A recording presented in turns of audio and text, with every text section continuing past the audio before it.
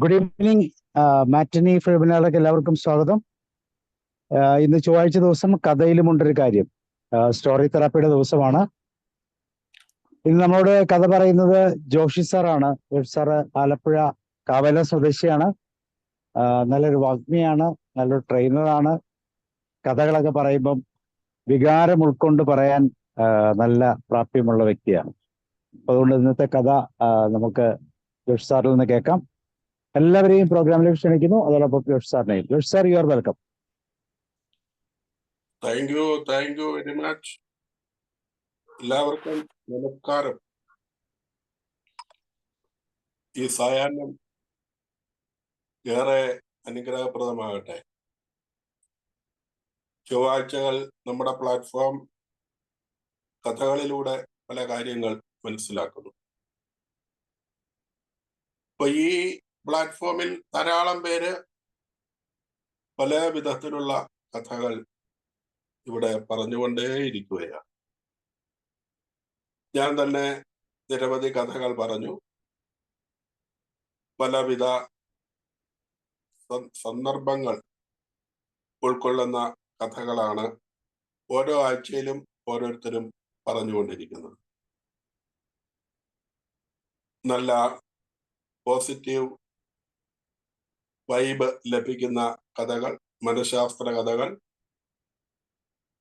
തമാശ കഥകൾ, വിദേശ എഴുത്തുകാരുടെ കഥകൾ, സ്വന്തമായിട്ട് എഴുതി അവതരിപ്പിച്ച കഥകൾ, തമാശ കഥകൾ, ഡിറ്റക്റ്റീവ് കഥകൾ, വൈക്കം മുഹമ്മദ് ബഷീറിന്റെയും മാധവിക്കുട്ടിയുടെയും ഉൾപ്പെടെയുള്ള മലയാളത്തിലെ വലിയ എഴുത്തുകാരുടെ കഥകൾ, ഇങ്ങനെ നിരവധി തരം കഥകൾ ഇവിടെ വന്നുപോയി. ഇപ്പൊ ഞാൻ ആലോചിച്ചു, ഇനിയിപ്പം ഏത് തരത്തിലുള്ള കഥയാണ് ഇനിയും വരാത്തത് എന്ന് ചിന്തിച്ചപ്പോ എന്റെ മനസ്സിലേക്ക് തോന്നിയ ഒന്നാണ്, യാത്രയുമായി ബന്ധപ്പെട്ട കഥകളൊന്നും വന്നിട്ടില്ല. എന്നാൽ ഇന്ന് അത്തരം ഒരു കഥ ആയിക്കോട്ടെ എന്നാണ് കരുതി അവതരിപ്പിക്കുന്നത്. നേരം കിട്ടിയാൽ 2 യാത്രാ കഥകൾ പറയാം. ഒന്നിനുള്ള സമയമേ ഉള്ളൂ എങ്കിൽ ഒരെണ്ണത്തിൽ അവസാനിപ്പിക്കും. ആദ്യത്തെ കഥ ഒരു ബസ് യാത്രയുടെ കഥ. ഇതിന്റെ ഓതർ എൻ്റെ പേരും കൂടെ ഉൾപ്പെട്ട പേരുള്ള ഒരാളാണ്, ജഗദീഷ് ജോഷി. അപ്പൊ പാതി എനിക്ക് അവകാശപ്പെട്ടതായതുകൊണ്ട് ഇരിക്കട്ടെ എന്ന് വിചാരിച്ചു. ഇപ്പൊ നമുക്ക് ആരംഭിക്കാം.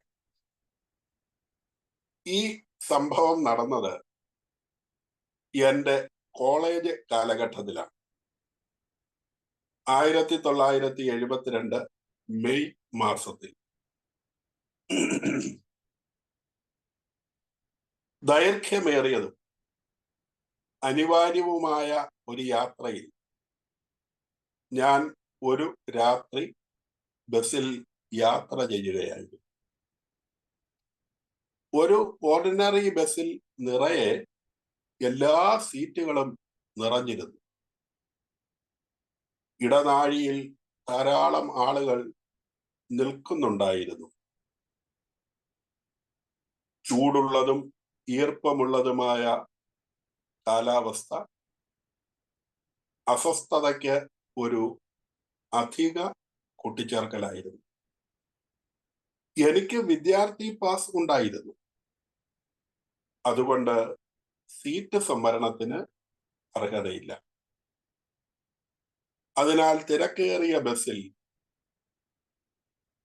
അസ്വസ്ഥതയോടെ നിൽക്കുകയല്ലാതെ എനിക്ക് മറ്റ് മാർഗമില്ലായിരുന്നു. എന്തായാലും ഈ ദീർഘവും അനിവാര്യവും വഞ്ചനാത്മകവുമായ യാത്രയ്ക്ക് ഞാൻ മാനസികമായി എന്നെ തന്നെ തയ്യാറാക്കിയിരുന്നു. നിശ്ചയിച്ചതിലും അല്പം വൈകിയാണ് ബസ് യാത്ര തുടങ്ങിയത്. ജനാലകൾക്കരികിൽ സുഖമായി ഇരിക്കുന്നവർ പുറം ലോകത്തെ നോക്കുമ്പോൾ സന്തോഷമുള്ള മുഖങ്ങളായിരുന്നു. ഇടയ്ക്ക് സീറ്റിന്റെ മൂലകളിൽ ചാരിയിരിക്കുകയല്ലാതെ മറ്റൊരു വഴിയുമില്ലാതെ നിൽക്കുന്നവര്, ഇടനാഴിക്ക് സമീപം ഇരിക്കുന്നവർ ശപിച്ചുകൊണ്ടിരുന്നു. വായു ചൂടുള്ളതും വിചിത്രവുമായ അസുഖകരമായ മണം നിറഞ്ഞതും ആയിരുന്നു. ഒച്ചയും ബഹളവും വകവയ്ക്കാതെ ചിലർ വളരെ ശബ്ദത്തിൽ സംസാരിക്കാൻ ശ്രമിച്ചു. മുന്നിൽ നിന്നിരുന്ന ആളുകൾക്ക് ഒന്നും മിണ്ടാതെ നോക്കുകയല്ലാതെ വേറെ വഴിയില്ലായിരുന്നു. മൊബൈൽ ഫോണുകൾ പോലെയുള്ള ഉപകരണങ്ങൾ കണ്ടുപിടിക്കപ്പെടാത്ത കാലമായിരുന്നു അത്.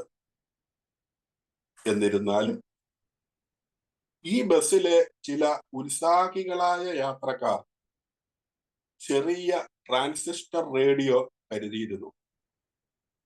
വഴിയിൽ എന്തെങ്കിലും ലൗകിക സംഗീതം കേൾക്കാൻ കഴിയുമെന്ന വ്യർത്ഥമായ പ്രതീക്ഷയോടെ.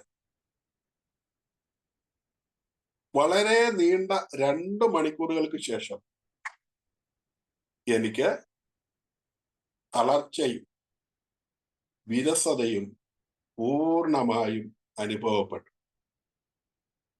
ഞാൻ എന്നെ തന്നെ സന്തുലിതമാക്കാൻ ശ്രമിക്കുകയും ശരീരഭാരത്തെ ഒരു കാലിൽ നിന്ന് മറ്റൊന്നിലേക്ക് മാറ്റുകയും അസ്വസ്ഥതകൾ സഹിക്കാൻ ശ്രമിക്കുകയും ചെയ്തു.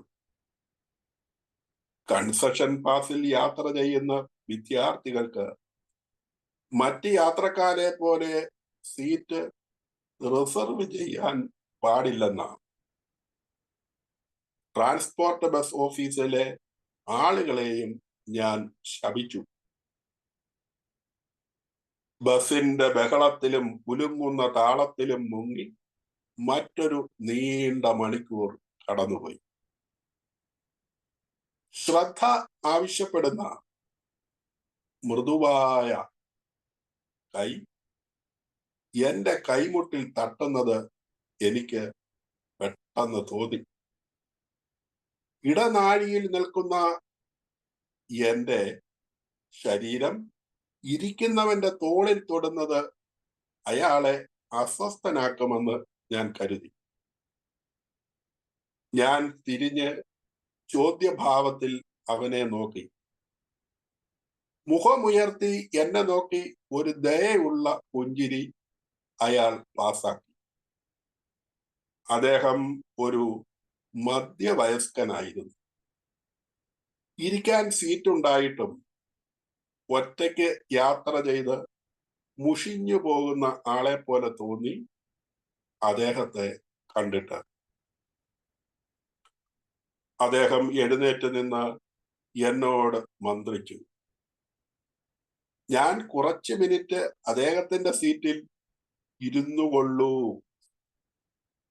എന്നുള്ളതായിരുന്നു ആ മന്ത്രം. ഞാൻ വളരെ സന്തോഷത്തോടെ ആശ്ചര്യപ്പെടുകയും ഒരു നിമിഷം പോലും പാഴാക്കാതെ ഉടനെ തന്നെ ഇരുന്നു. എന്റെ ശരീരം മുഴുവനും നെടുവീർപ്പിലായി.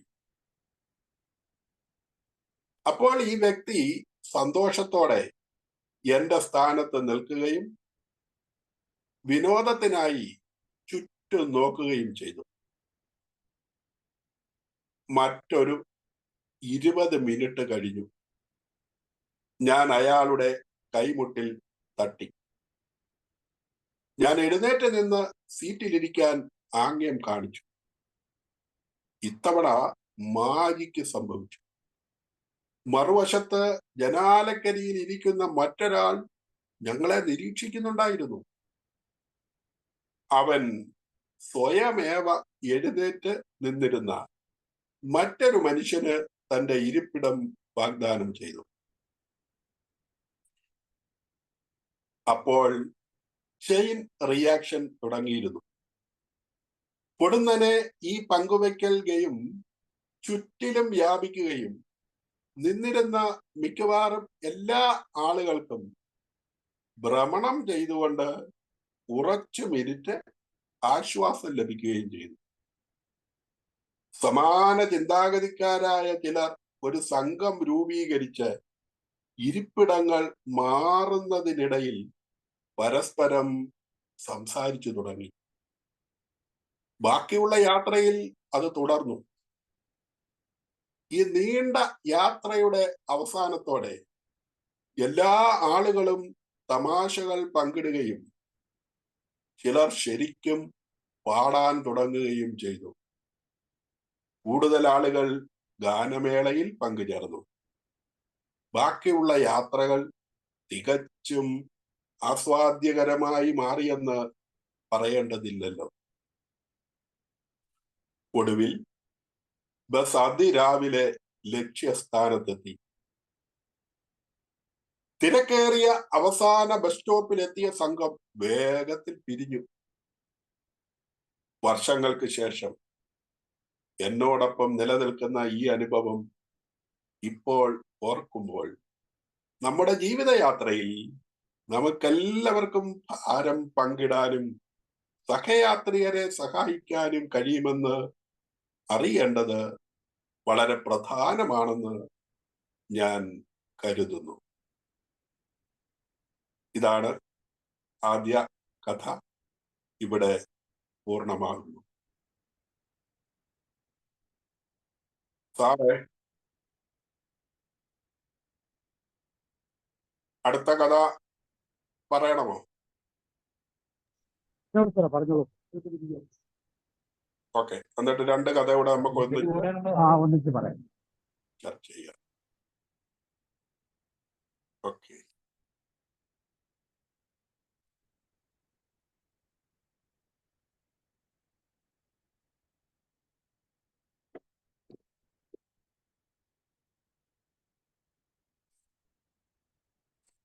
രണ്ടാമത്തെ കഥ വളരെ പ്രസിദ്ധനായ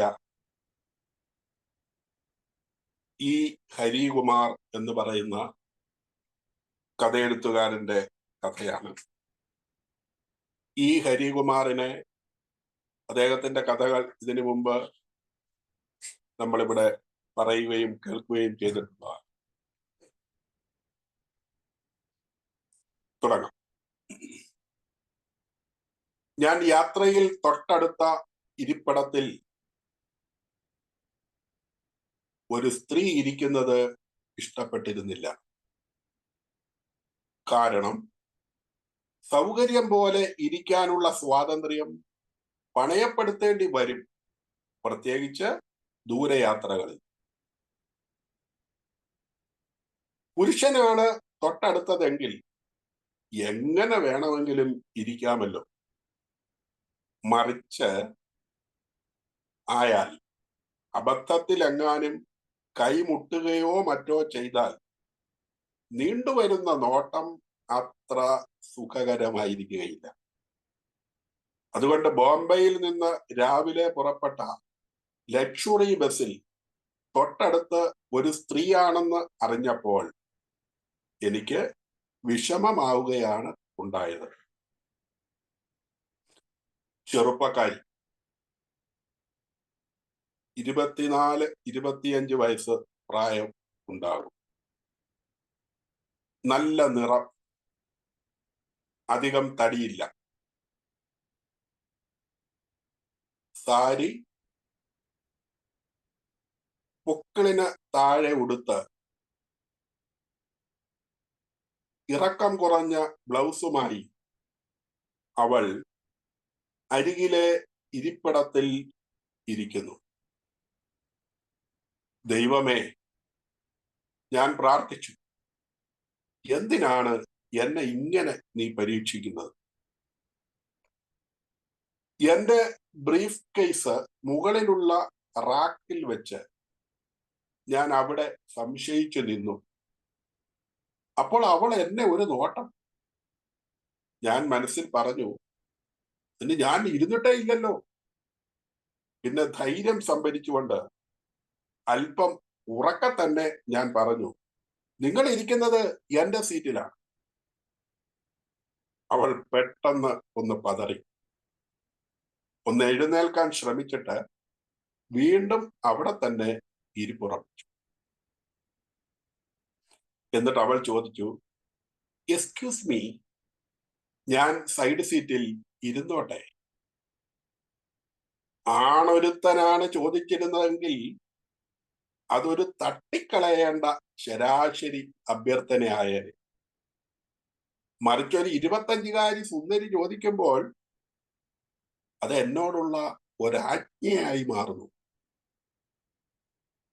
നിങ്ങൾക്ക് ഇഷ്ടപ്പെട്ടാലും ഇല്ലെങ്കിലും അവൾക്ക് അവിടെ നിന്ന് എഴുന്നേൽക്കാനുള്ള ഉദ്ദേശമൊന്നുമില്ലെന്ന് മനസ്സിലായപ്പോൾ കനത്ത ഒരു മൂളലോടെ ഞാൻ അവളുടെ അടുത്ത്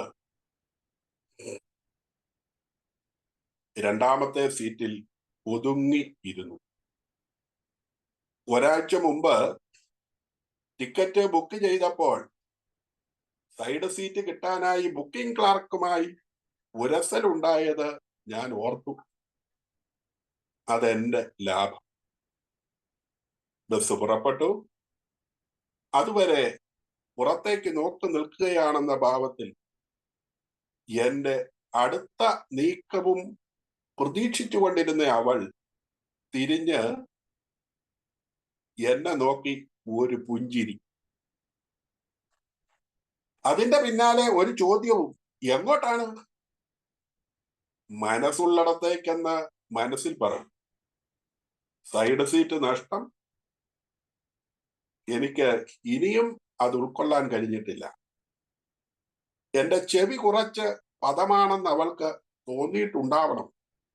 കുറച്ചുകൂടി അടുത്തേക്ക് ചാഞ്ഞിരുന്നുകൊണ്ട് അവൾ ചോദ്യം ആവർത്തിച്ചു. ഇപ്പോൾ അവളുടെ ചുമൽ എന്റെ ചുമലുമായി മുട്ടുന്നുണ്ട്. ഞാൻ പറഞ്ഞു, തൃശൂർക്ക്. ഞാൻ കോഴിക്കോട്ടേക്കാണ്. അവൾ തുടർന്നു. എന്നിട്ട് അവൾ പറയുകയാണ്, എനിക്ക് സമാധാനമായി, ഒരു കൂട്ടുണ്ടല്ലോ. പിന്നെ സംസാരമായിരുന്നു. എന്നെ കുറിച്ചുള്ള ചോദ്യങ്ങളാണ് അധികവും. എന്റെ കുടുംബം നാട്ടിലാണെന്നും അവരെ കാണാൻ പോവുകയാണെന്നും ഞാൻ പറഞ്ഞു. അത് കഴിഞ്ഞപ്പോൾ പൊതുവായ കാര്യങ്ങളെ പറ്റിയായി സംസാരം. അവളെക്കുറിച്ച് എന്തെങ്കിലും ചോദിച്ചാൽ അവൾ വളരെ സമർത്ഥമായി വഴുതി മാറുന്നത് ഞാൻ ശ്രദ്ധിച്ചു. പേര് മാത്രം പറഞ്ഞു തന്നു, ദേവി. ശരിക്കുള്ള പേരാണോ എന്ന് ദൈവത്തിന് മാത്രം അറിയാം. സമയം പോയതറിഞ്ഞില്ല. ഉച്ചയ്ക്ക് ഭക്ഷണ സമയത്ത് ഒരു റെസ്റ്റോറന്റിന്റെ മുമ്പിൽ വണ്ടി നിർത്തിയപ്പോൾ ഞാൻ ചോദിച്ചു, ഭക്ഷണം കഴിക്കുന്നില്ലേ? ആദ്യം ഇല്ലെന്ന് പറഞ്ഞെങ്കിലും ഒരിക്കൽ കൂടി ആലോചിച്ച ശേഷം അവൾ പറഞ്ഞു, എന്തെങ്കിലും കഴിക്കാമല്ലേ? റെസ്റ്റോറന്റിൽ ഒന്നിച്ചിരുന്ന് ഭക്ഷണം കഴിക്കുമ്പോഴും അവൾ സംസാരം നിർത്തിയിരുന്നില്ല. എന്തെങ്കിലും കഴിക്കാമെന്ന് പറഞ്ഞ് അവൾ കഴിച്ചത് ചിക്കൻ ബിരിയാണിയായിരുന്നു. അതിനു മേലെ ഒരു ഐസ്ക്രീമും. ഞാൻ രണ്ടുപേരുടെയും ബില്ല് കൊടുക്കുന്ന സമയത്ത് അവൾ പ്രകൃതി ഭംഗി ആസ്വദിക്കുകയായിരുന്നു. അതെന്തായാലും നന്നായി. പ്രകൃതി ഭംഗി ആസ്വദിക്കുന്ന കുറച്ചു പേരെങ്കിലും ഇപ്പോഴും ഉണ്ടല്ലോ. ആശാ മേനോന് അങ്ങനെയെങ്കിലും സമാധാനമാകട്ടെ. ഈ രാത്രിയിലും ഇത് തന്നെ ആവർത്തിച്ചു. പക്ഷേ പ്രകൃതി ഭംഗിക്ക് പകരം അവൾ എന്താണെന്ന് ആസ്വദിച്ചതെന്ന് ഞാൻ ശ്രദ്ധിച്ചില്ല. ബസ് പുറപ്പെട്ടപ്പോൾ കുറേശ്ശെ തണുപ്പുണ്ടായിരുന്നു. ഞാൻ എൻ്റെ ബ്രീഫ് കേസ് തുറന്ന് പുതപ്പെടുത്ത് പുതച്ചു. സഹയാത്രിക സാരി കൊണ്ട് പുതച്ചു. നേരിയ സാരി കൊണ്ട് തണുപ്പ് മാറിയില്ലെന്ന് തോന്നുന്നു. അവൾ ചൂളിക്കൊണ്ടിരുന്നു. സാവധാനത്തിൽ അവൾ എന്റെ മേൽ ചാരിയിരുന്നു. ഒരു വശമെങ്കിലും തണുക്കാതിരിക്കട്ടെ എന്ന് കരുതിയാവും. എനിക്ക് പെട്ടെന്ന് അവളോട് ദയ തോന്നി. ഞാൻ ചോദിച്ചു, ഈ പുതപ്പ് വേണോ? കേട്ട പാതി കേൾക്കാത്ത പാതി അവൾ കൈനീട്ടി. ഞാൻ പുതച്ചുകൊണ്ടിരുന്ന പുതപ്പെടുത്ത് അവൾക്ക് നീട്ടി. അതിനുശേഷം ചൂളിക്കൊണ്ടിരുന്ന ജോലി ഞാൻ ഏറ്റെടുത്തു. സമയം 10 മണിയായി. നല്ല തണുപ്പുണ്ടായിരുന്നു. ദേവി നല്ല ഉറക്കത്തിലാണ്. ഇതിനകം എന്നോട് ഒട്ടിയിരുന്നിരുന്ന അവൾ എന്റെ ചുമലിൽ തല ചായ്ച്ചു വെച്ചു. എന്റെ സ്ഥിതി എല്ലാം കൊണ്ടും പരിങ്ങലിലായി. അനങ്ങാൻ വയ്യ. ഒരു വശം വേദനിച്ചു തുടങ്ങി. നല്ല തണുപ്പും. ഒരിക്കൽ ഞാൻ അവളെ വിളിച്ചു നോക്കി. അവൾ ഉണർന്ന് ഒന്ന് എന്നെ നോക്കിയ ശേഷം വീണ്ടും എന്റെ ചുമലിൽ തല ചായ്ച്ച് ഉറക്കമായി.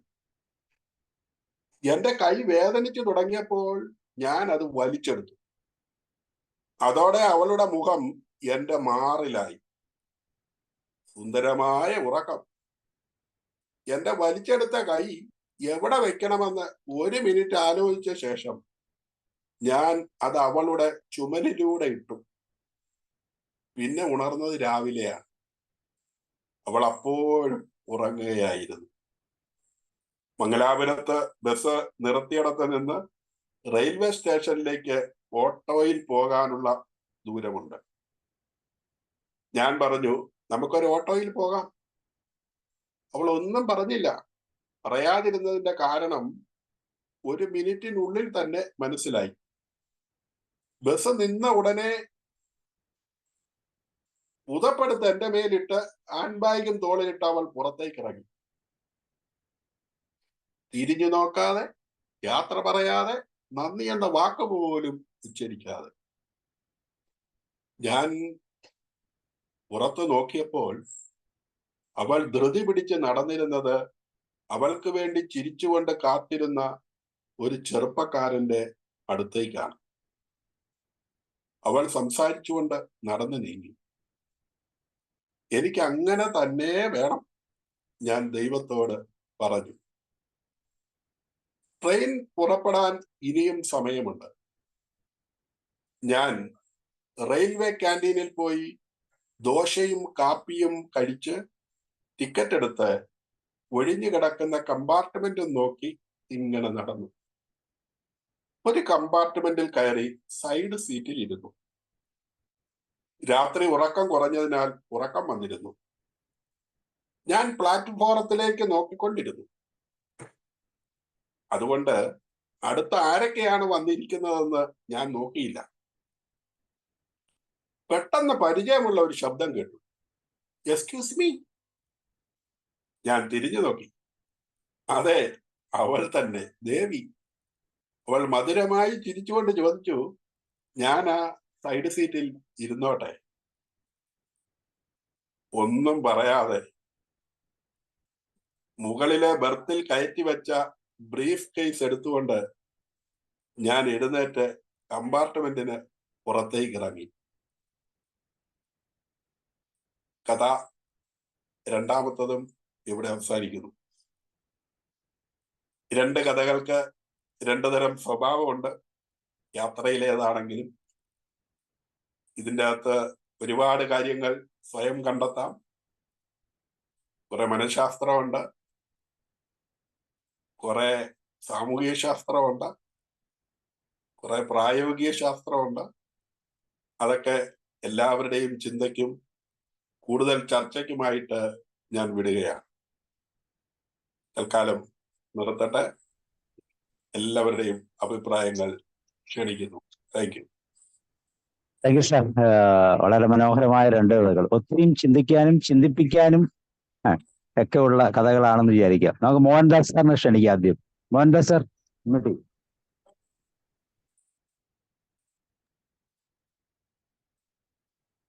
നല്ല രസമുള്ള രണ്ട് കഥയാണ് അനുഭവം. കേൾക്കുന്നുണ്ടോ സാറേ? കേൾക്കാം കേൾക്കുന്നുണ്ടോ? കേൾക്കാം. Okay okay okay. Okay okay. ആദ്യത്തേത് സ്വന്തം അനുഭവത്തിലുള്ളതാണ്. അവിടെ ഒരാളുടെ പെരുമാറ്റം മറ്റുള്ളവർക്കും കൂടി പ്രചോദനമാകുന്നു. സൈലൻസ് ബ്രേക്ക് ചെയ്ത് എല്ലാവരും അങ്ങോട്ടും ഇങ്ങോട്ടും സമ്മതിക്കുകയും ആ യാത്ര എന്നൊരു ഉല്ലാസമാക്കി മാറുകയും ചെയ്യുന്നുണ്ട്. അപ്പം ഒരാളുടെ ഒരു എന്താ പറഞ്ഞാൽ ഒരു നിമിത്തമായിട്ടുള്ള ഒരു പ്രവൃത്തി നല്ല പ്രവൃത്തിയാണെങ്കിൽ മറ്റൊന്നും കൂടി അനുകരിക്കാനുള്ള ഇതായിട്ട് വളരെ നന്നായിട്ട് സിമ്പിളാണ് പറഞ്ഞിട്ടുണ്ട്. സ്റ്റുഡൻറ് പാസിന്റെ ഉള്ള ഒരു പോരായ്മയും അതുകൊണ്ടുള്ള ഒരു ബുദ്ധിമുട്ടും ചെറുപ്പക്കാരെയും മറ്റാൾ മധ്യവയസ്കനാണ് എങ്കിൽ പോലും അദ്ദേഹം ആ കുറച്ച് ഫൈന് വേണ്ടിയിട്ട് സീറ്റ് ഓഫർ ചെയ്യും, അങ്ങനെ ചെയ്യുന്നുണ്ട്. ഇത് മറ്റൊരാൾ നോക്കിയിരിക്കുകയും അദ്ദേഹത്തിനും അതേ ഒരു ഫീലിംഗ് ഉണ്ടാവുകയും വേറെ ആൾക്ക് ഓഫർ ചെയ്യുന്നുണ്ട്. അതിനൊരു ചെയിൻ ആക്ഷനായിട്ട് ബസ്സിൽ മുഴുവൻ ഇത് പോകുന്നപ്പോൾ എല്ലാവർക്കും അല്പം ഒന്ന് റിലാക്സ് ചെയ്യാനും യാത്ര ഉടനീളം ഒരു സൗഹൃദം സ്ഥാപിക്കാനും സാധിക്കും. നല്ലൊരു നാട്ടിൻപുറത്തെ ഒരു അനുഭവമാണ്. കാരണം അവധിക്കാലത്ത് വീട്ടിലേക്ക് ചെല്ലുന്ന ഒരു അനുഭവം. രണ്ടാമത്തെ ഹരിമത്താറിന്റെ ആണ്. കഥയുടെ പേര് പറഞ്ഞില്ല. കഥയുടെ പേരുണ്ടോ സാർ? അതിന് കഥയ്ക്ക് പേര് പറഞ്ഞിട്ടില്ലായിരുന്നു. രണ്ടാമത്തെ കഥയുടെ പേര് ഒരു യാത്രയുടെ ഓർമ്മയ്ക്ക്. ഒരു യാത്രയുടെ ഓർമ്മയ്ക്ക്. ഓക്കെ. തീർച്ചയായിട്ടും അതൊരു യാത്ര തന്നെയാണ്. നീണ്ട യാത്ര. അത് ബസ്സിൽ വരുന്നുണ്ട്, പിന്നെ വന്നിട്ട് ട്രെയിനിൽ. ആ ബസ് യാത്രയിലുള്ള സഹപാഠിയുടെ പ്രവർത്തന സെൽഫിഷ്, എങ്ങനെയെങ്കിലും സ്വന്തം കാര്യം നേടിയെടുക്കാനുള്ള ഒരു ആറ്റിറ്റ്യൂഡ്. അത് ഓരോ പ്രവൃത്തിയിലും സ്വയം ഒരു പ്രൊട്ടക്ഷൻ വെച്ചുകൊണ്ട് ഒരു കാര്യങ്ങളും പുറത്തു പറയാതെ മറ്റവിടെ നിന്ന് എല്ലാ കാര്യങ്ങളും ചോദിക്കുകയും പിന്നെ അദ്ദേഹം ഓഫർ ചെയ്യുന്ന എന്താ പറഞ്ഞാൽ ലഞ്ച് നന്നായിട്ട് ആസ്വദിക്കുകയും അത് പേയ്മെന്റ് കൊടുക്കാൻ പോലും ചോദിക്കാനുള്ള ഒരു സാമാന്യ മര്യാദ പോലും ഇല്ല. ബിരിയാണിയും ഐസ്ക്രീമും എല്ലാം കഴിച്ചിട്ട് രാത്രിയായപ്പം സ്വെറ്ററും മേടിച്ചു വെച്ചിട്ടുണ്ട്. രാവിലെ പെട്ടെന്ന് ഇറങ്ങി ഒരു പോക്ക്, അല്ലെങ്കിൽ മറ്റവർക്കൊന്ന് പരിചയപ്പെടുത്തുകയോ, അല്ലെങ്കിൽ രണ്ടുപേരും ഒരേ സ്റ്റേഷനിലേക്കാണ് പോകുന്നതെങ്കിൽ പോലും ഒരു ഓട്ടോ ഷെയർ ചെയ്യാൻ പോലും പറ്റില്ല. വീണ്ടും അതേ അനുഭവത്തിൽ നിന്ന് ട്രെയിനിൽ കയറിയിട്ട് വീണ്ടും സൈഡ് സീറ്റ് ചോദിക്കുന്നുണ്ട്. ആ കഥാനായകന്റെ തനി സ്വരവും വരുന്നുണ്ട്. അടുത്തിരുന്നത് ശരിയാവില്ല എന്ന് പറഞ്ഞിട്ട് അവിടെ നിന്ന് വീട്ടിൽ പോകും. വളരെ കൃത്യമായിട്ട് തന്നെ സാർ അത് നന്നായിട്ട് പറഞ്ഞ് അവതരിപ്പിച്ചിട്ടുണ്ട്. നമ്മൾ കൂടെ യാത്ര ചെയ്യുന്ന പോലെ ബസ്സിലായാലും ബോംബെ ടു മംഗലാപുരമായാലും നമ്മൾ കൂടെ സഞ്ചാരിച്ചത് എന്താണ് സംഭവിക്കാൻ പോകുന്നുള്ള രീതിയിൽ വളരെ ലഘുവായിട്ട് ലളിതമായിട്ട് ഈ ഹരികുമാറിന്റെ കഥയും വളരെ ഇതായിട്ടുണ്ട്. അതോടൊപ്പം തന്നെ ഇവിടെ നിൽക്കുന്നതാണ് ജോസഫ് സാറിന്റെ ബസ് യാത്രയുടെ കഥയും. ഇനി സാറിന്റെ ഇതിൽ കഥകൾ വരട്ടെ എന്നുള്ളതാണ്. കാരണം പഴയ കാര്യങ്ങളുള്ള ഓർമ്മകളൊക്കെ ഒന്ന് കഥയുടെ രൂപത്തിൽ കൊണ്ടുവരാൻ ഒരു അവസരം. സന്തോഷം. Okay, thank you sir. Roy sir പറയും. ജോഷി സാറിന്റെ കഥ വളരെ സിമ്പിളായിരുന്നു. അതിൻ്റെ പ്രസന്റേഷൻ തന്നെ കേട്ടുകൊണ്ടിരിക്കാനും ഒരു സുഖമുണ്ടായിരുന്നു. മനുഷ്യൻ സ്വാർത്ഥനാണ്. സ്വന്തം സുഖങ്ങളാണ് കൂടുതൽ പ്രിഫറൻസ് നൽകുന്നത്. ശരിയാണ്. പക്ഷേ ചില സാഹചര്യങ്ങളിൽ ഈ സ്വാർത്ഥതയ്ക്ക് സോഷ്യൽ ലൈഫിൽ വ്യത്യാസം വരും എന്ന് തോന്നുന്ന ഒരു സാഹചര്യമാണ് ആ ബസ്സിലുണ്ടായത്. തിരക്കുള്ള ബസ്സിൽ ഒരു സീറ്റ് കിട്ടാണ്ടുള്ള യാത്രയോ അതിൻ്റെ ബുദ്ധിമുട്ടുകളോ ഒക്കെ അനുഭവിച്ച യാത്രക്കാരൻ്റെ ആ നിലപാട് കണ്ടപ്പോൾ ഇരുന്ന ഒരു മധ്യവയസ്കന് ഒരു സഹതാപം തോന്നി. കുറച്ചു നേരം അയാൾ ഇരുത്താം എന്ന് തോന്നിയതാണ്. അവിടെ ആ ബസ്സിലുണ്ടായിരുന്ന കുറെ ആൾക്കാരുടെ സോഷ്യൽ കമ്മിറ്റ്മെന്റ് പുറത്തു വന്നത്. അപ്പോൾ ഞാൻ പറഞ്ഞത് ഈ സ്വാർത്ഥത ആണ് എല്ലാവർക്കും ഉള്ളത് എങ്കിലും ഈ സ്വാർത്ഥതയിൽ നിന്ന് ദയ ഉണ്ടാവുകയും അതിൻ്റെ എൻജോയ്മെന്റും കണ്ടാൽ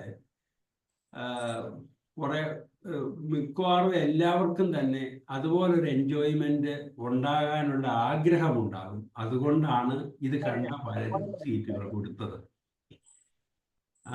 അത് അതിന് വിപരീതമായി നിർബന്ധിച്ചൊരു സീറ്റ് ചോദിക്കുകയൊക്കെ ചെയ്തു കഴിഞ്ഞാൽ ഒരു കാരണവശാലും സീറ്റ് തരികയില്ല എന്ന് മാത്രമല്ല, അത് വിഷയമാകും, എല്ലാവരും കൂടും. അങ്ങനെ നേരത്തെ വന്നിരുന്നുകൊണ്ട് സീറ്റ് കിട്ടി, ഇയാളെന്തിനാ അവിടെ സീറ്റ് ചോദിക്കാന്ന് തോന്നുന്നു. അപ്പോൾ സോഷ്യൽ ലൈഫിൽ ഈ വക മാനസികമായ ചില കാര്യങ്ങൾ സഹതാപം ഒക്കെ തോന്നിയാലും ദയ തോന്നണമെന്നില്ല, തോന്നിക്കഴിഞ്ഞാൽ അത് അനുകരിക്കാനും അത് എൻജോയ് ചെയ്യാനും പറ്റിയ ആൾക്കാരുണ്ട് എന്നുള്ളതിന് ഒരു തെളിവാണ് സാറിൻ്റെ ഈ ബസ് യാത്രയിലെ അനുഭവം. പക്ഷെ അത് ഒരു പ്രധാന കാര്യമാണ്. പക്ഷെ അവിടെ ഒരാൾ തുടങ്ങി വെച്ചത് കൊണ്ടാണ് അത് കോപ്പി ചെയ്തത്. ഇപ്പം ഞാൻ തന്നെ ഇപ്പോൾ സമയങ്ങളിൽ ഒരു പ്രാവശ്യം ബസ്സിൽ യാത്ര ചെയ്യുമ്പോൾ നല്ല മാന്യമായ വേഷം ധരിച്ച് ഒരാൾ സീറ്റിലിരുന്ന് യാത്ര ചെയ്യുമ്പോൾ തിരക്കല്ല, തൊട്ടടുത്തിരുന്ന ആൾ ഉറക്കം തൂങ്ങി അയാളുടെ ഷോൾഡറിലേക്ക് വീഴുക. അപ്പോൾ അയാൾ ഇങ്ങനെ കാണിക്കുന്നുണ്ട്. അവസാനം അയാൾ എന്ത് ചെയ്യുന്നത് വെച്ചാൽ പോക്കറ്റിലിരുന്ന് പേന, ഡോട്ട് പെന്നിൻ്റെ ക്യാപ്പ് ഊരിയിട്ട് ഇതിങ്ങനെ ഷോൾഡറിൽ വെച്ചു. അയാൾ ഉറങ്ങി വന്ന് ഈ പേനയിലൊരു കുത്തു കൊടുത്തു, നിർത്തുപോയി ഫേസ്. എല്ലാവരും കൂടെ ചിരിച്ചു, എല്ലാവരും ചിരിച്ചു. അപ്പൊ ചിരിച്ചു കഴിഞ്ഞപ്പോ അയാളും ഇതായി, ഇങ്ങനെയൊക്കെ ഉറക്കം പറ്റിയത് അത് വേറെ കാര്യം. പക്ഷെ എല്ലാവരും ബസ്സിലൊക്കെ യാത്ര ചെയ്യുമ്പോൾ ഒരു മാന്യമായിട്ടൊക്കെ ഇരിക്കണ്ടേ, എന്തൊരു ഉറക്കം, ഇങ്ങനെ മറ്റുള്ളവർ ശല്യം ചെയ്താൽ കൊള്ളാവോ എന്ന്. അപ്പൊ എനിക്ക് അദ്ദേഹത്തിന്റെ ഒരു മിടുക്കും ഇതും കണ്ടപ്പോൾ ഞാനൊന്ന് തുടങ്ങി വെച്ചു. എന്നാലും ആർക്കാ ഉറക്കം വരാത്ത? ഉറക്കം വന്നെന്നോർത്ത് ഇത് ചെയ്യേണ്ട കാര്യമുണ്ടോ? ഉറങ്ങരുത് എന്ന് പറഞ്ഞൊന്ന് തടഞ്ഞു നിർത്തിയാൽ പോരെ? നിങ്ങളെ കാണിച്ച് വളരെ മോശമായിപ്പോയി, ഈ ഫേസിൽ കാണിക്കണ കണ്ടോ എന്ന് ചോദിച്ചപ്പോൾ ഈ ചിരിച്ചതും ഈ പറഞ്ഞ ആൾക്കാരും എല്ലാം എൻ്റെ സൈഡായി. എന്നാലും അങ്ങനെ കാണിച്ചത് പോക്കിരിത്തരമായി, അതായി ഇതായി എന്ന് പറഞ്ഞു എന്ന് മാത്രമല്ല, അയാൾ ഡെസ്റ്റിനേഷൻ എത്തുന്നതിന് മുമ്പ് ഈ പേന വെച്ച് അയാൾ ബസ്സിൽ നിന്ന് ഇറങ്ങിപ്പോയി. അപ്പം ഞാൻ പറഞ്ഞത് ഒരു മോബ് സൈക്കോളജിയെ ആണ് ഇതിനകത്തുനിന്ന് ഞാൻ മനസ്സിലാക്കിയത്. അപ്പം സാറിൻ്റെ ആ കഥ എനിക്ക് അതുപോലെ, കാരണം അത് എൻജോയ് ചെയ്തു ആൾക്കാർ ഇങ്ങനെ സീറ്റ് കൊടുത്തതും മറ്റതല്ല. അപ്പം അതൊരു ഈ കഥയിലെ ഒരു കാര്യമാണ് ഇത്. ഓക്കെ, പിന്നെ അടുത്തത് യാത്രയുടെ ഓർമ്മയ്ക്ക്. അത് ഈ സമൂഹത്തിൽ സ്ത്രീ പുരുഷ ബന്ധത്തിൻ്റെ ചില ബലഹീനതകളും ചില കാര്യങ്ങളും ഒക്കെ ഈ യാത്രയിലൊക്കെ ഒത്തിരി ഉണ്ടാകാം.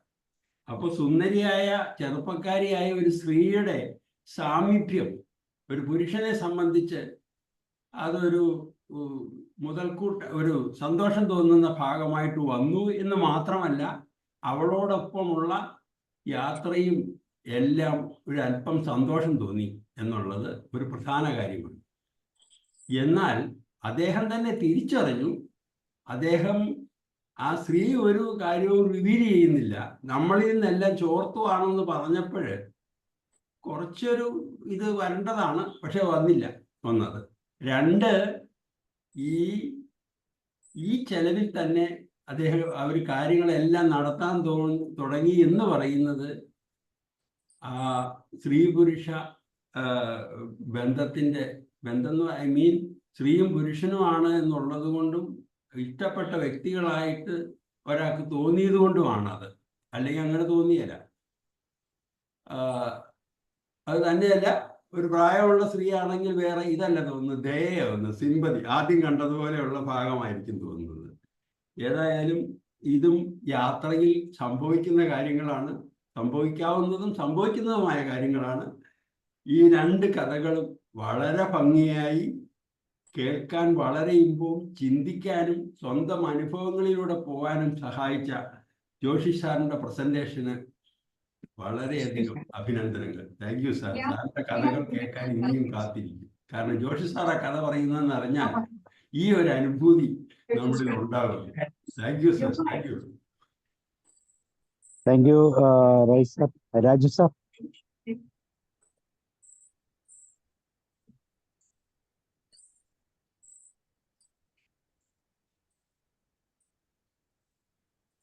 Thank you Sabu sir. Joshi സാറിന്റെ കഥ പറച്ചിൽ എപ്പോഴും മികച്ചതും വളരെയധികം താല്പര്യം കേട്ടിരിക്കാൻ വളരെയധികം രസാവഹമായിട്ടുള്ള കഥ പറച്ചിലാണ്. നല്ലൊരു കഥ പറച്ചിലുകാരൻ എന്ന് ജോഷി സാറിനെ വിശേഷിപ്പിക്കാൻ സാധിക്കും. അതുകൊണ്ട് തന്നെയാണ് സാറ് കഥ പറയുമ്പോൾ ഞാൻ കയറുന്നതെന്ന് ഓർപ്പിച്ചുകൊള്ളട്ടെ. രണ്ട് കഥകളും സ്വന്തം കഥകളാണെന്ന് പോലെയാണ് തോന്നിയത്. അത്രയ്ക്കും കഥകളുടെ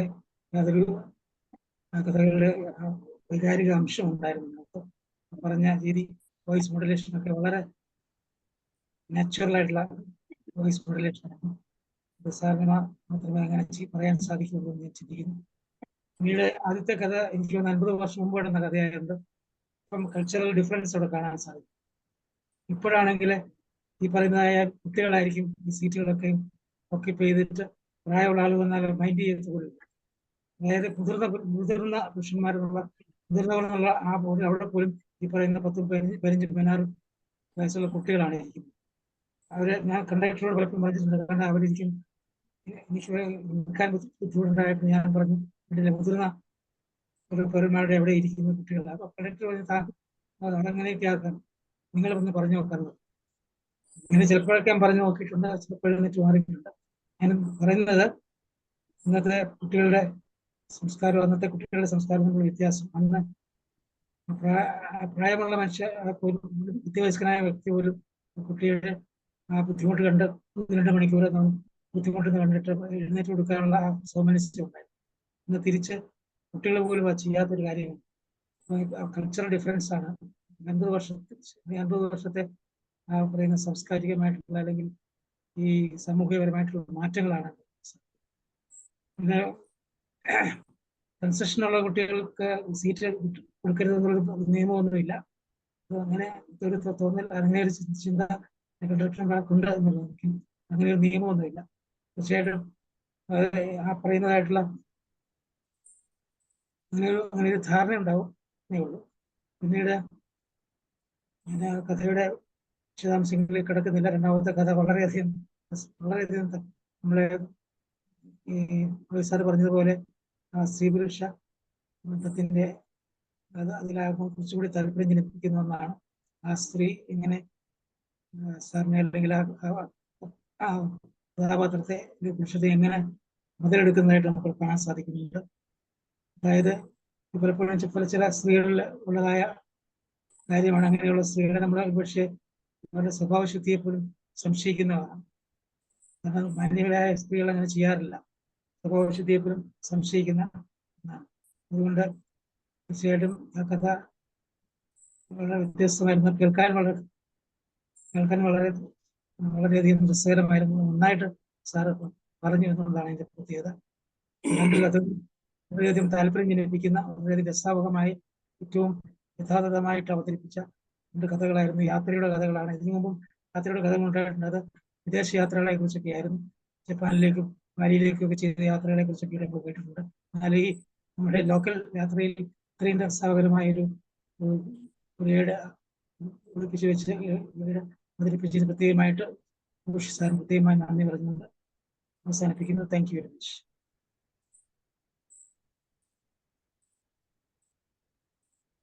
ഡോക്ടർ ഉണ്ടോ? ശുദ്ധാനന്ദ ഡോക്ടർ ഉണ്ട് സാർ, ഉണ്ട്. പറയട്ടെ? പറയൂ. ഞാൻ ഒന്നാം കഥ വെറുതെ വിടുക. കാരണം ഒന്നാം കഥ അങ്ങ് പോട്ടെ, അത് അതിൻ്റെ വഴിക്ക് പോട്ടെ. പക്ഷെ ഈ രണ്ടാം കഥയില്ലേ, രണ്ടാം കഥ ഒരു ഗംഭീര. ഇവരൊക്കെ ഈ ഇങ്ങനെയൊക്കെ പറഞ്ഞെങ്കിൽ ഞാൻ എന്നോടൊന്നും യോജിക്കുന്നില്ല. ആ സ്ത്രീ അസാൻമാർഗിയാണ് അല്ലെങ്കിൽ അങ്ങനെയാണ് ഇങ്ങനെയാണ് എന്നൊന്നും ഞാനത് കരുതുന്നില്ല. കാരണം അതിൽ ഈ സാറി നമ്മുടെ ഇങ്ങനെ കവളത്തും ഒക്കെ മയിൽപ്പീലി കൊണ്ട് ഇങ്ങനെ ഒഴിഞ്ഞൊഴിഞ്ഞ് നമ്മളെ രോമാഞ്ചം കൊള്ളിച്ച് കൊണ്ടുപോകായിരുന്നു ഈ കഥയിൽ. ഞാൻ സത്യം പറയാം, എൻ്റെ ഹൃദയമിടിപ്പൊക്കെ ഒന്ന് വർദ്ധിച്ചു. കാരണം ഈ സുന്ദരി സാറ് പൊക്കിളുമാല തുടങ്ങിയത്, ബസ്സിൻ്റെ സീറ്റിലിരുന്ന ആളുടെ പൊക്കിളൊക്കെ എങ്ങനെ കണ്ടു എന്ന് എനിക്കറിയില്ല. അതുപോലെ പ്രായം 25 വയസ്സ് എന്നൊക്കെ അങ്ങോട്ട് പറഞ്ഞു. അപ്പോൾ സൈഡ് സീറ്റ് അങ്ങനെയൊക്കെ പുഞ്ചിരിയോടെ ചോദിച്ചാൽ ഈ പറയുന്ന വലിയ ഘടാഘടിയന്മാരൊക്കെ ഒരു സുന്ദരിയായ സ്ത്രീ പുഞ്ചിരിയോടെ വന്നിട്ട് സൈഡ് സീറ്റ് തരുമോ എന്ന് ചോദിച്ചാൽ യാതൊരു സംശയമില്ല. ആ സീറ്റ് കൊടുത്തില്ലെങ്കിൽ അയാൾക്ക് എന്തോ ഒരു തകരാറുള്ള ആളാണ്. അങ്ങനെ ഒരു അത്ര മർക്കടനായ ഒരാളാണെങ്കിൽ മാത്രമേ ഈ സൈഡ് സീറ്റ് കൊടുക്കാതിരിക്കുള്ളൂ. അപ്പോൾ ജോഷ് സാറ് സൈഡ് സീറ്റ് കൊടുത്തതിൽ സാറിനെ നായനാക്കുക ഞാൻ കേട്ടോ. അപ്പോൾ അതിൽ യാതൊരു കുഴപ്പമില്ല. ഞാനാണെന്നുണ്ടെങ്കിലും അങ്ങനെ കൊടുക്കുകയുള്ളൂ. അത് കഴിഞ്ഞ് മലയാളികളാണ്. ബോംബെയിൽ നിന്ന് കയറി തൃശ്ശൂർ ഒരാൾ, കോഴിക്കോട് ഒരാൾ. അപ്പോൾ അങ്ങനെ ഈ അങ്ങനെ സാറ് പറഞ്ഞ പോലെ കൊതിപ്പിച്ച് നമ്മളിങ്ങനെ കൊണ്ടുപോവാണ് യാത്ര. നമ്മളെല്ലാം വിഷ്വലൈസ് ചെയ്യായിരുന്നു. സാർ അതിങ്ങനെ നിർത്തി അങ്ങനെ അങ്ങനെ കൊണ്ടുവന്നു. അപ്പോൾ അത് കഴിഞ്ഞിട്ട് അതിൻ്റെ ഇടയിൽ ഈ ആശാമേനോനെ സാർ ഒന്ന് കയറ്റി. ആശാമേനോൻ ഈ അങ്ങനെയെങ്കിലും പ്രകൃതി സൗന്ദര്യം, ഇപ്പോൾ ഇന്ന് OV വിജയൻ്റെ 94-ാം പിറന്നാളായിരുന്നു. അപ്പോൾ ഈ OV വിജയൻ സ്മാരക മന്ദിരത്തിൽ ഞങ്ങളെല്ലാവരും കൂടിയിൽ ആശാമേനോനും ഉണ്ടായിരുന്നു. അദ്ദേഹം ഹിമാലയ യാത്ര കഴിഞ്ഞ് നേരെ വന്നിട്ട് ഇതിൽ പങ്കെടുക്കുകയായിരുന്നു. അപ്പോൾ പല പ്രാവശ്യം ഇങ്ങനെ ഹിമാലയത്തിൽ പോയിട്ട് വരുന്ന ആളായതുകൊണ്ടും കൊല്ലങ്കോടുകാരനായതുകൊണ്ട് ഞങ്ങളുടെ മീറ്റിങ്ങുകളിലൊക്കെ സ്ഥിരമായി വരുന്ന ആളായതുകൊണ്ട് അപ്പോൾ ആശാമേനോനെ പെട്ടെന്ന് ജോഷ് സാറിൻ്റെ കഥയിൽ ഒരു കഷ്ണമായിട്ട് ഈ മേമ്പൊടിയായിട്ട് ചേർത്തപ്പോൾ എനിക്ക് ഉണ്ട്.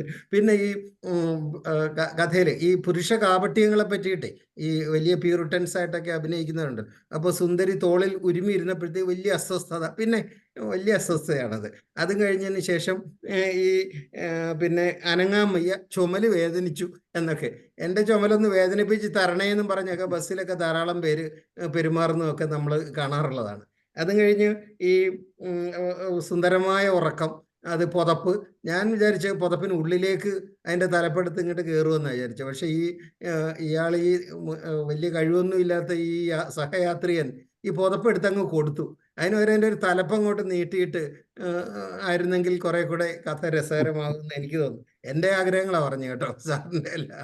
അത് കഴിഞ്ഞിട്ട് നമ്മൾ പിന്നെ ഈ വന്നു. ആ എല്ലാ സ്ത്രീകളെയും പോലെയാണ് അവർ സന്ദർഭത്തിനനുസരിച്ച് പെരുമാറാനും ഒക്കെ കഴിയുന്ന സ്ത്രീകൾ അവരുടെ ബന്ധുവോ അല്ലെങ്കിൽ പരിചയക്കാരനോ ഒക്കെ കാണുമ്പോൾ ഈ ബസ്സിൽ കണ്ട ആളിനോട് പരിചയമൊന്നും കാണിക്കില്ല, ഇറങ്ങി പോവുകയും പിന്നെ ട്രെയിനിൽ കയറി വരുന്നു ഒക്കെ അത് കണ്ട. അപ്പോൾ കഥാനായകൻ ഒരു പകൽമാന്യൻ, എനിക്കതൊന്നും ഇഷ്ടപ്പെട്ടില്ല എന്നൊക്കെ അഭിനയിക്കുകയൊക്കെ ആണെങ്കിൽ, പക്ഷെ കഥ രസകരമായിരുന്നു കേട്ടോ, ഒരു സംശയമില്ല. കാര്യം വളരെ രസകരമായിട്ട് അങ്ങനെ പറഞ്ഞു പോയി. പിന്നെ ഈ ഇതിൻ്റെ സമാപനമാണ് എനിക്ക് ഏറ്റവും ഇഷ്ടപ്പെട്ടത്. കാരണം ട്രെയിനിൽ കയറി ഇരുന്നപ്പോൾ ഇതാ അവിടെ വരുന്നു. അപ്പോൾ ഈ ലഞ്ചിന് ഈ ചിക്കൻ ബിരിയാണി കഴിക്കുന്നു, അത് കഴിഞ്ഞ് ഐസ്ക്രീം കഴിക്കുന്നതൊക്കെ ഞാൻ വിഷ്വലൈസ് ചെയ്തു കേട്ടോ, ശരിക്ക് അത് വിഷ്വലൈസ് ചെയ്തു. അത് കഴിഞ്ഞ് പ്രകൃതി നിരീക്ഷണം, ബില്ല് കൊടുക്കാനായിട്ട് ഇയാൾ പോകുന്നു. നമ്മളൊക്കെ എത്രയോ നമ്മുടെ സ്റ്റുഡൻറ് ലൈഫിലും പ്രൊഫഷണൽ ജീവിതത്തിലും ഒക്കെ എത്രയോ പ്രാവശ്യം ഇങ്ങനെ ബില്ല് കൊടുക്കുകയും അതേപോലെ തന്നെ പ്രകൃതി നിരീക്ഷണം കഴിയുന്ന സഹയാത്രികനെ യാത്രികയൊക്കെ കണ്ടിട്ടുണ്ടായിരുന്നു. പക്ഷെ ഒരു വളരെ ലളിതമായിട്ട് സിമ്പിളായിട്ടുള്ള ഒരു കഥ. പക്ഷേ ഈ സന്ധ്യക്കൊക്കെ പറഞ്ഞ് ഞങ്ങളെ അങ്ങോട്ട് കൊതിപ്പിച്ചു സാറ്. എന്തായാലും രസമായിരുന്നു. ഇതൊരു ഭയങ്കര സാഹിത്യകാരന്മാർ എഴുതുന്ന പോലെ ഗംഭീരമായിട്ടുള്ള ഒന്ന്. ഇതിൻ്റെ പേര് ഈ ഒരു യാത്രയുടെ ഓർമ്മയ്ക്ക് എന്ന് വേണ്ടിയിരുന്നില്ല, വഴുതി മാറുന്ന സുന്ദരിന്നോ അങ്ങനെ വല്ലതും വിട്ടിരുന്നെങ്കിൽ കുറെ കൂടെ നന്നായിരുന്നു. എന്തായാലും ഞാൻ അതെ ഞാൻ ഈ രണ്ടാമത്തെ കഥ മാത്രമേ ആസ്വദിച്ചുള്ളൂ. അതിനെ പറ്റിയിട്ട് എനിക്ക് നല്ല രസമായിട്ട് തോന്നുകയും ചെയ്തു. അപ്പോൾ വളരെ ഈ ട്രെയിനിൽ നമ്മൾ കാണാറുണ്ടല്ലോ, നമ്മൾ ഈ ബുക്കിംഗ് ക്ലാർക്കിനോട് പറഞ്ഞ് ലോവർ ബർത്തൊക്കെ എല്ലാം മേടിച്ച് കഴിഞ്ഞ് നമ്മൾ അങ്ങോട്ട് ഒക്കെ കയറി ഇങ്ങോട്ട് ഇരുന്ന്, ഞാൻ ഈ മറ്റേ ട്രിവാൻഡ്രത്ത് അമൃതയ്ക്കാണ് പാലക്കാട് നിന്ന് കയറുന്നത്, സ്ഥിരം ലോവർ ബർത്ത് ഒക്കെ സംഘടിപ്പിക്കും. അത് കഴിഞ്ഞ് നമ്മൾ ഇരിക്കാൻ തുടങ്ങുമ്പോഴത്തേക്ക് ഒരു സ്ത്രീ, അത് സുന്ദരിയോ വയസ്സിയോ ആരെങ്കിലും, എന്നിട്ട് നമ്മളോട് പറയും ഇപ്പം ലോവർ ബർത്ത് ഒന്ന് വിട്ടുതരുമോ, നിങ്ങളൊന്ന് മേളിൽ കിടക്കുമോ എന്ന് ചോദിച്ചു കഴിഞ്ഞാൽ നമ്മൾ ഇതുവരെ ഞാൻ നിഷേധിച്ചിട്ടില്ല കേട്ടോ. ശരി ആയിക്കൊള്ളട്ടെ, ഞാൻ I am ready to give you the lower berth, I'm always magnanimous എന്നും പറഞ്ഞിട്ടേ നമ്മൾ ഉള്ളിൽ ശപിച്ചുകൊണ്ടായിരിക്കും മുകളിലേക്ക് അങ്ങ് കയറിപ്പോവും. ഇത് യാത്രയിൽ ഇതിൽ പിന്നെ അണ്ടർ കറണ്ടായിട്ട് പ്രവർത്തിക്കുന്ന ഈ സ്ത്രീ പുരുഷ ആകർഷണവും അതേപോലെ തന്നെ ഈ മറ്റേ എന്താ പറയുക, പുരുഷന് ഓപ്പോസിറ്റ് സെക്സിനോട് തോന്നുന്ന ഒരു കൗതുകവും അത് യൂട്ടിലൈസ് ചെയ്യാൻ പണ്ട് ചരിത്രാതീത കാലം മുതൽ തന്നെ പെണ്ണുങ്ങൾക്ക് ഇതൊക്കെ അറിയാം.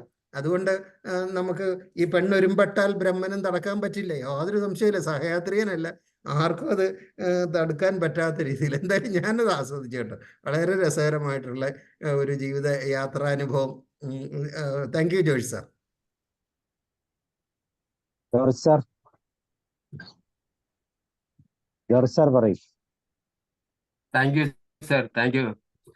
ജോഷി സാറേ, പതിവ് പോലെ സാറിന്റെ കഥാവതരണം അതിന് തനിമ പ്രത്യേകതയുണ്ടല്ലോ.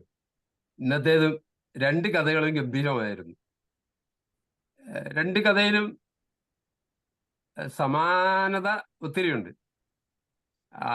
അതിനകത്ത് ആദ്യത്തെ കഥയിൽ പറയുന്ന പോലെ ഒരു സഹതാപം അല്ലെങ്കിൽ അനുകമ്പ അല്ലെങ്കിൽ ഒരു സഹാനുഭൂതിയൊക്കെ തോന്നി പെരുമാറുന്ന ഒരു കഥ ഉണ്ട്. പലപ്പോഴും സ്ത്രീകൾ കൂടെ യാത്ര ചെയ്യുമ്പോൾ കൈക്കുഞ്ഞുമായി കയറി വരുന്ന സ്ത്രീകൾക്ക് പോലും സ്ത്രീകൾ സീറ്റ് വിട്ടുകൊടുക്കാൻ തയ്യാറാകാത്ത ചില കാഴ്ചകൾ നമ്മളും കണ്ടിട്ടുണ്ട്. അതുപോലെ ഈ കുഞ്ഞിനൊന്ന് പിടിച്ചോ എന്ന് പറഞ്ഞാൽ മേടിക്കാൻ ഒരാളില്ലാത്തൊരവസ്ഥ. നിങ്ങൾ ഇരുന്നോ, ഈ കുഞ്ഞിനെ ഒന്ന് പിടിച്ചോ. ഒരിക്കൽ ഞാൻ അങ്ങനെ ഒന്ന് മേടിച്ചപ്പോ എന്നോട് കൂടെ ഉള്ള ഒരാൾ ചോദിച്ചു, നീ എന്നാ കാണിച്ചേ? വലിയ അബദ്ധമല്ലേ? അവരിറങ്ങി പോയി കഴിഞ്ഞപ്പോ നീ കുഞ്ഞിനെ എന്നാ ചെയ്യുന്നത്? ഓ, അത് അതിനേക്കാൾ വലിയ ശരിയാ. ഇത് ജീവിതത്തിൽ ഇങ്ങനെ യാത്രയിൽ നമ്മൾ ഒത്തിരി കഥകളൊക്കെ അനുഭവങ്ങളുള്ളവരാ. ഒരു കാര്യം, കാലം, പ്രായം, ആ സാഹചര്യം, സന്ദർഭമൊക്കെ അനുസരിച്ച് ഈ പെരുമാറ്റ രീതികൾ മാറുമെന്നുള്ളത് സത്യം. പിന്നെ സാറേ, ഒരു കാര്യം പറയാതെ വയ്യ. ഈ കൂട്ടത്തിൽ യാത്ര ചെയ്യുന്ന ഒരു യാത്രക്കാരനായിട്ട് ഇവിടെ കേട്ടോണ്ടിരുന്ന ശ്രോതാക്കളെല്ലാം മാറി സഹയാത്രികരായിട്ട് ഇതേ അനുഭവങ്ങളൊക്കെ പങ്കുവെച്ച് പോയി എന്നുള്ളത് ശരിയാ. കാരണം ആരും ഇങ്ങനെ ഒറ്റയ്ക്ക് ഒരു ദിവസം കൊണ്ട് ഇവിടം വരെ ആയതല്ലല്ലോ. ഈ യാത്രാഘട്ടങ്ങളൊക്കെ പിന്നിട്ട് പോകുന്നവരാ. അപ്പൊ അതുകൊണ്ട് എല്ലാവരും ഒത്തിരി ഓർമ്മകളിലൂടെ കടന്നുപോയ കഥകളാ. ആ 2ാം കഥയിലെ കഥാപാത്രം അതിപ്പോ അഭിനയമാണ് മുഴുവനെന്ന് പറയാൻ പറ്റൂല. ചില രംഗങ്ങൾ ഒരുപക്ഷെ മുൻകൂർ തയ്യാറെടുപ്പ് അല്ലെങ്കിൽ മുൻകൂർ ജാമ്യം ഇങ്ങനെ ഒരാൾ കാത്തിരിപ്പുണ്ടെന്ന് പറയാൻ നേരം കിട്ടിക്കാണില്ലെങ്കിലോ, ആ ക്ഷമാപണവും കൂടെ ആയിട്ടാണ് 2ാമത് വന്നതെങ്കിലോ, അറിയില്ല. ഇതൊക്കെ കേൾവിക്കാരന്റെ ഭാവന പോലെ വിടാനേ പറ്റുള്ളൂ. അതേ ഉള്ളൂ. അപ്പോ അത്ര പെർഫെക്റ്റും അല്ല, എന്നാൽ ഇംപെർഫെക്റ്റ് ആണെന്ന് പറയാനും പറ്റൂല. അത്ര തന്നെ. എന്തായാലും സുന്ദരമായ കഥകളായിരുന്നു സാറേ. സാറ് കഥ പറച്ചില് കൂടാതെ കഥ എഴുതുന്ന ആ ഒരു അനുഭവങ്ങൾ ഇനി വർദ്ധിപ്പിക്കണം എന്നാണ് എൻ്റെ അഭിപ്രായം. എന്തായാലും കേൾക്കാൻ ഞങ്ങൾ കൂടെയുണ്ട്, കാത്തിരിക്കും. Thank you sir, all the best. George sir പറഞ്ഞ പോലെ ഈ അവസാനത്തെ ആ മുഹൂർത്തം എന്ന് പറയുന്ന മൈൻഡ്ഫുൾനെസ്, ആ നിമിഷത്തെ കുറിച്ച് മാത്രമേ ചിന്തിച്ചുള്ളൂ. പഴയ കാര്യമൊക്കെ പെട്ടെന്ന് മറന്നുപോയി. മൈൻഡ്ഫുൾനെസ് എന്ന് പറയത്തില്ല, ആ മൊമെന്റിൽ ഇപ്പോഴത്തെ ആവശ്യം മുമ്പിൽ നിൽക്കുന്ന ആളെ കാണുക എന്നുള്ളതാണ്. ഓക്കെ, പുലയനൻ സാർ ഉണ്ടോ? ജോൺസൺ തോമസ്, അതുപോലെ തന്നെ പറയാനുള്ള പുലയനൻ സാർ ഉണ്ടോ? ഇല്ല. Johnson sir. അപ്പം ജോൺസൺ സാർ പറയൂ. ഓക്കെ, ആരെങ്കിലും ഒരു വനിത അഭിപ്രായം പറയേണ്ടതായിരുന്നു ഈ കഥയിൽ എന്നെനിക്ക് തോന്നുന്നുണ്ട്. ആരുമില്ല നമ്മുടെ ഇന്നത്തെ വനിതകളൊന്നും. ഇന്നിപ്പോ ഒരാളേ ഉള്ളൂ, രജനി, മിണ്ടാറില്ല അങ്ങനെ. ഓക്കെ, കൊള്ളാം. എന്തായാലും എന്റെ കഥയെക്കുറിച്ച് അഭിപ്രായം പറഞ്ഞതിന് പ്രത്യേകം നന്ദിയുണ്ട്. എന്നെ അഭിനന്ദിച്ചതിന് എല്ലാവരോടും പ്രത്യേകമായിട്ടുള്ള നന്ദിയുണ്ട്. എന്റെ പറച്ചിലിനേക്കാൾ എനിക്ക് ഏറെ ഇഷ്ടപ്പെട്ടത് എല്ലാവരുടെയും വിലയിരുത്തലുകളാണ്. അത് റോയ് സാറ് മുതൽ ജോർജ് സാർ വരെ വളരെ ഗംഭീരമായി അതിനെ വിലയിരുത്തി. രാജീവ് സാറും സുഗോധരൻ സാറ് പറഞ്ഞു കഴിഞ്ഞാൽ പിന്നെ അത് പൂർണ്ണമായി അതിൻ്റെ അകത്ത് എല്ലാ കാര്യങ്ങളും വളരെ A to Z പ്രതിപാദിക്കും. എന്തായാലും ഞാൻ ഈ കഥയില് കാണുന്ന ചില കാഴ്ചകൾ കൂടി ഒന്ന് പറയാം. ആദ്യത്തെ കഥ അത് രാജീവ് സാറ് അത് മെൻഷൻ ചെയ്തു. അതിനാണ് അവിടെ 1970 എന്നൊരു ഒരു വാചകം പ്രയോഗിച്ചു. എന്ന് പറഞ്ഞാൽ നമ്മൾ ഇന്ന് ജീവിക്കുന്നതുമായിട്ട് 50 കൊല്ലം മുമ്പുള്ള ഒരു സ്ഥിതിയെ ഒന്ന് കാണിക്കാൻ വേണ്ടി കൂടിയാണ്. അന്ന് ഈ പറയുന്ന തരത്തിലുള്ള ചിന്തയ്ക്ക് കുറെ കൂടി പ്രസക്തിയുണ്ട്. ഇന്ന് അത്രയുണ്ടോ എന്നറിയാനുള്ള ഒരു കാര്യമാണ് രാജീവ് സാർ പറഞ്ഞത്. ഇന്ന് നല്ല അരോഗ ദൃഢഗാത്രരായ ചെറുപ്പക്കാര്, പ്രത്യേകിച്ച് വിദ്യാർത്ഥികൾ, ഇന്നത്തെ വിദ്യാർത്ഥിയുടെ പുറത്ത് കിടക്കുന്ന ആ ബാഗ് വെച്ച് ഒരു ഒറ്റ ഇടി കിട്ടിയ ഒരുമാതിരിപ്പെട്ടവൻ റെഡിയാവും. അതിൻ്റെ അകത്ത് അത്രയ്ക്കും നല്ല വെയിറ്റുള്ള സാധനം. നിങ്ങളൊന്ന് ഇമാജിൻ ചെയ്ത് നോക്കണം. ഞാനിപ്പോ കുറെ നാളായി ബസ്സിൽ കയറിക്കൊണ്ടിരുന്ന കാലത്ത് കണ്ടിട്ടുള്ള കാഴ്ചകളാണ്. ചങ്ങനാശ്ശേരി കാണുന്ന ഒരു സ്ഥിരം കാഴ്ചയാണ് അത്, പ്രത്യേകിച്ച് വൈകുന്നേരം ഈ KSRTC ബസ് വന്ന് നിന്ന് കഴിയുമ്പോൾ പിള്ളേര് ഇതിന്റെ ഇടവഴി, ഈ വീലർ ചവിട്ടി അതിന്റെ ഇടവഴി അകത്ത് കയറും. എന്നിട്ട് ഇവന്മാര് അവരുടെ സഹയാത്രികർക്ക് വേണ്ടിയിട്ട് ഒന്നിൽ ബുക്ക് അല്ലെങ്കിൽ കർച്ചീഫ് ഒക്കെ ഇട്ട് മൊത്തം സീറ്റ് വന്ന് ബുക്ക് ചെയ്യും. പാവപ്പെട്ട പിന്നെ എല്ലാവരും ഒക്കെ ആയിട്ടുള്ളവർ കുന്തി കയറി വരുമ്പോൾ ഇതിൻ്റെ അകത്തങ്ങ് ഇരിക്കാൻ പോലും, വാസ്തവത്തിൽ ബസ്സിലെ ഇരിക്കാൻ ഇട കിട്ടാതെ വരുന്നതിന്റെ വിഷമം അനുഭവിച്ചിട്ടുള്ളവരായിരിക്കാം നമ്മൾ. മനുഷ്യന്റെ ഒരു സ്വാർത്ഥത അവിടെ ഉണ്ട്. നമ്മളൊക്കെ ഉൾപ്പെടെ, നമ്മൾ ഈ വലിയ കഥയും ഈ പറയുന്ന ഒരുപാട് ശാസ്ത്രവും പിന്നെ ട്രെയിനിങ്ങും ഒക്കെ നടത്തുന്നവരാണെങ്കിൽ കൂടെയും നമ്മളും ഒരു ബസ്സിൽ കയറി ഇരുന്ന് കഴിഞ്ഞാൽ പിന്നെ ഇനി ആരും ഇതാ കയറുക പോലും ചെയ്യരുത്, ആരും കൈ കാണിക്കരുത് എന്നുള്ള ഒരു തരം മനോഭാവം സാമാന്യ മനുഷ്യന്റെ മനോഭാവത്തിലുണ്ട്. എന്നാൽ അതൊക്കെ ആക്ഷേപിക്കാനും പറ്റുന്നില്ല. ഇത് എല്ലാവരുടെ ഉള്ളിലും ഈ ഒരു മോശത്തിൽ ഉണ്ടെങ്കിൽ ഈ ആദ്യം വളരെ റിജിഡായിട്ട് പെരുമാറിയ ആളുകൾ തന്നെയാണ് വളരെ മൃദുവായിട്ട് പെരുമാറുന്ന അവസ്ഥയിലേക്ക് വന്നതും വളരെ ആകർഷകമായി. പക്ഷെ അവിടെ ഒരാൾ അതിനുവേണ്ടി രംഗത്ത് വരേണ്ടിയിരിക്കുന്നു. ആ ഒരാൾ ആരാണ്? ആ ഒരാൾ ഞാനാണോ? അത്തരം ഒരാളെ സൃഷ്ടിക്കാനായിട്ട് നമ്മുടെ വിദ്യാഭ്യാസത്തിന്, നമ്മുടെ മതപ്രവർത്തനങ്ങൾക്ക്, നമ്മുടെ സാമൂഹ്യ പ്രവർത്തനങ്ങൾക്ക്, നമ്മുടെ പരിശീലനങ്ങൾക്ക്, ഞാൻ ഈ പറഞ്ഞ കാറ്റഗറി പരിപാടികളുടെ എല്ലാം ബാഹുല്യമാണ്.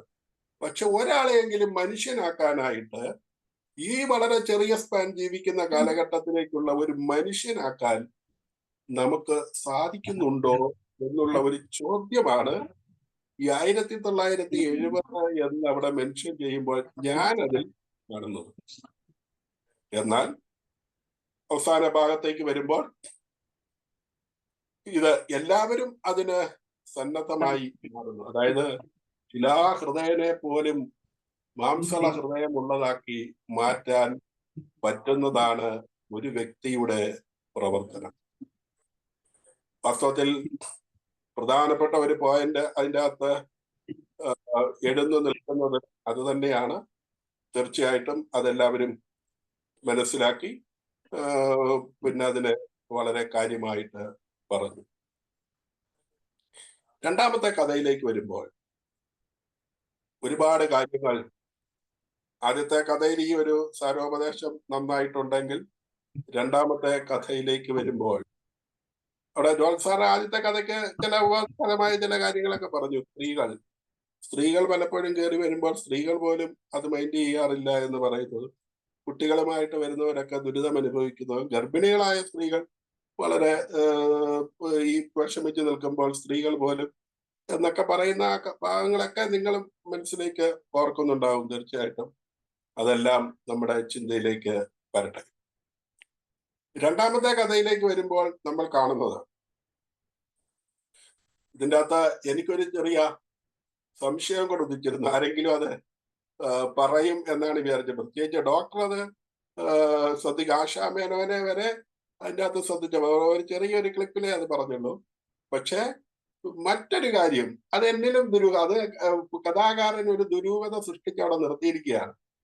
അതായത് ബോംബെയിൽ നിന്നും തൃശ്ശൂർക്ക് പോകാൻ വരുന്ന പെണ്ണ് എന്നാണ് പറയുന്നത്.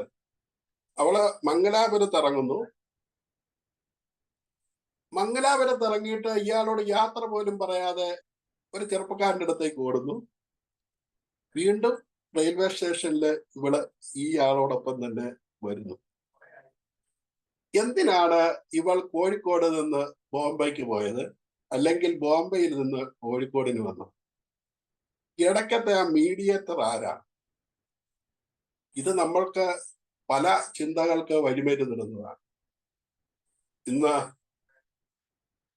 പലയിടത്തും പഠിക്കാൻ പോകുന്ന പെൺകുട്ടികൾ അങ്ങനെ ഇരിക്കുമ്പോൾ ചിലയിടത്തോട്ടൊക്കെ വണ്ടി കയറി പോകാറുണ്ട്.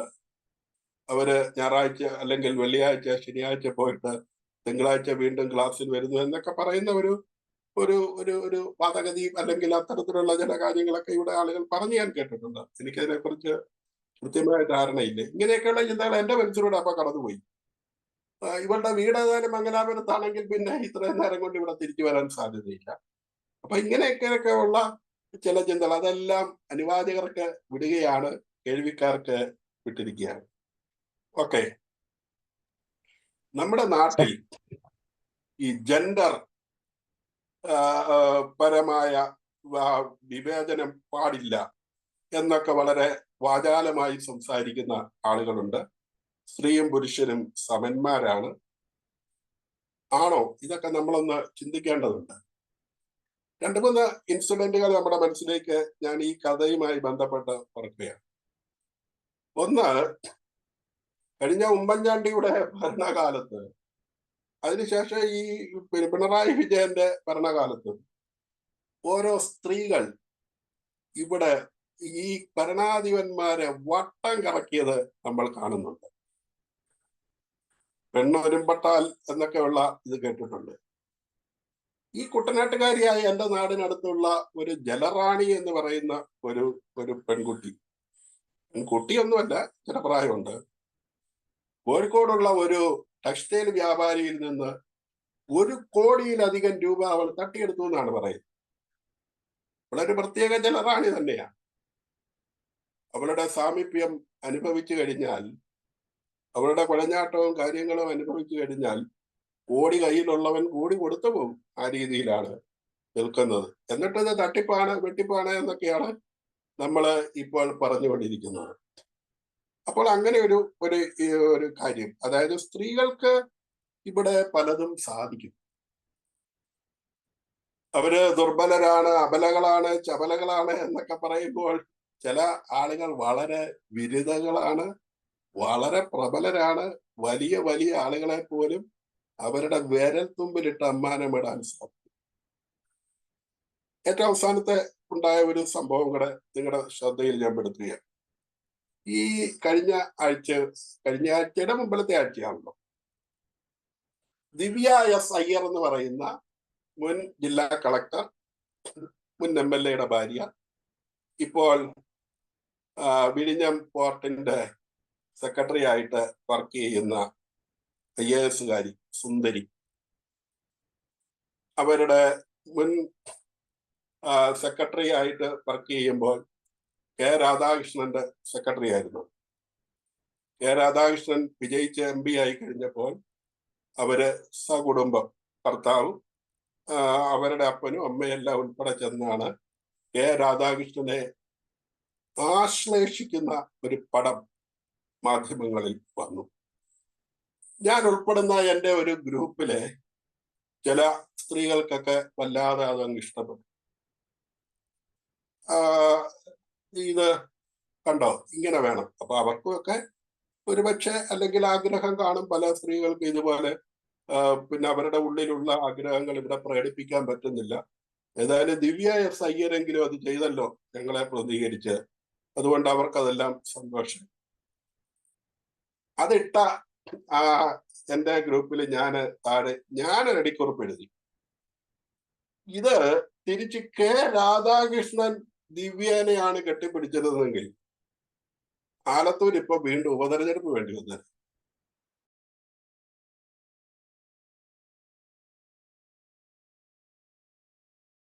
ഈ ഒരു കാര്യത്തിൽ സ്ത്രീകൾക്ക് എന്തുമാത്രം വേണേലും പരിധി ലംഘിക്കാം, പക്ഷെ പുരുഷന് അതിന് സാധിക്കില്ല. അതൊക്കെയാണ് അയാള് അവിടെ ഈ കൈ എവിടെ വെക്കുമെന്ന് ശകലം നേരം ആശങ്കിച്ചു. അതൊക്കെ ആഗ്രഹമില്ലാഞ്ഞിട്ടല്ല, പക്ഷെ ഇത് വെക്കുന്ന കാണുമ്പോൾ സദാചാര ഗുണ്ടകളൊക്കെ ഉണ്ട്. അവരവിടെ നിന്നോട്ട് ചിലപ്പോൾ ഇത് പിടിക്കും. ഇവിടെ പാർക്കിൽ പോയാലും ഉടനെ തന്നെ സദാചാര പോലീസ് ഇടപെടുന്ന സ്ഥലമാണ് നമ്മുടേത്. അപ്പോൾ ഈ പറയുന്ന ബസ് യാത്രയിൽ ഇദ്ദേഹത്തിനുണ്ടായ സംഗതി, ഇവരുടെ സൂത്രം, അവര് നോക്ക്, അവര് ഇത് സ്ഥിരം പരിപാടിയായിരിക്കും. അതുകൊണ്ടാണ് ഇത്ര വളരെ കൃത്യമായ രീതിയിൽ ഈ പുരുഷനെ എങ്ങനെ വട്ടം കറക്കാം. അതുകൊണ്ടാണ് അവർക്ക് ഉച്ചഭക്ഷണവും രാത്രി ഭക്ഷണവും ഈസി ആയിട്ട് നടന്നു. കയ്യിൽ പുതപ്പില്ലെങ്കിലും സുന്ദരമായി പുതപ്പും കിട്ടി. എന്നാൽ ഒരു പുരുഷൻ ഇരുന്ന് തണുത്ത് പറച്ചാൽ ഇവന് ഈ പെണ്ണിന്റെ അടുത്തൊന്നും ഇരിക്കാവോ? ഒരുപക്ഷെ കേരളത്തിന് പുറത്ത് സാധ്യമായേക്കും. കേരളത്തിൽ ഇപ്പോഴും അത് സാധ്യമല്ലല്ലോ. അതിനൊക്കെ വിലക്കുകളുണ്ട്, നമുക്കതിന് പരിമിതികളുണ്ട്. ഏതായാലും അയാള് ഈ നാട്ടിലെത്തുന്നു, ഈ പറയുന്ന രീതിയിൽ വന്നു. അദ്ദേഹത്തിന്റെ ഈ നമ്മുടെ നാട്ടിൽ പറയുന്ന ഒരു പഴഞ്ചൊല്ലുണ്ടല്ലോ, ചൂടുവെള്ളത്തിൽ വീണ പൂച്ച തണുത്ത വെള്ളം കണ്ടാൽ അറയ്ക്കും. ആദ്യത്തെ അനുഭവം മനസ്സിൽ ഇരുന്നത് കൊണ്ട് അയാള് രണ്ടാമത്തെ എക്സ്ക്യൂസ് മീ കേട്ടപ്പോഴേ ബ്രീഫ് കേസ് എടുത്തുകൊണ്ട് ട്രെയിനിൽ യാത്ര പോലും ചെയ്തില്ല എന്നുള്ളതാണ്. അപ്പോൾ ചില ആളുകളെ ചിലത് ഒന്ന് കണ്ടാൽ പഠിക്കില്ല, കൊണ്ടാൽ മാത്രമേ പഠിക്കുകയുള്ളൂ എന്നുള്ളതാണ്. അപ്പോൾ തീർച്ചയായിട്ടും ഒരുപാട് ഇത്തരം അമളികൾ, കഥകൾ ഒക്കെ നാട്ടിൽ കേൾക്കുന്നുണ്ടെങ്കിലും ഇപ്പോഴും ഗോപ്യമായി ലഭിച്ചാൽ നമ്മൾക്കും ഒന്ന് തൊട്ട് നോക്കാൻ ആഗ്രഹമുള്ള ആളുകളാണ് പലപ്പോഴും. ചിലർ അബദ്ധത്തിൽപ്പെടും, ചിലര് വളരെ രക്ഷപ്പെട്ടും പോകാനും സാധ്യതയുണ്ട്. അപ്പോൾ രണ്ടാമത്തെ കഥ പ്രസിദ്ധനായ ഈ ഹരികുമാർ, അദ്ദേഹം വളരെ നർമ്മത്തിൽ ചാലിച്ചു വളരെ സുന്ദരമായ ചില കാര്യങ്ങൾ നമ്മുടെ മുമ്പിൽ അവതരിപ്പിക്കുകയാണ് ചെയ്യുന്നത്.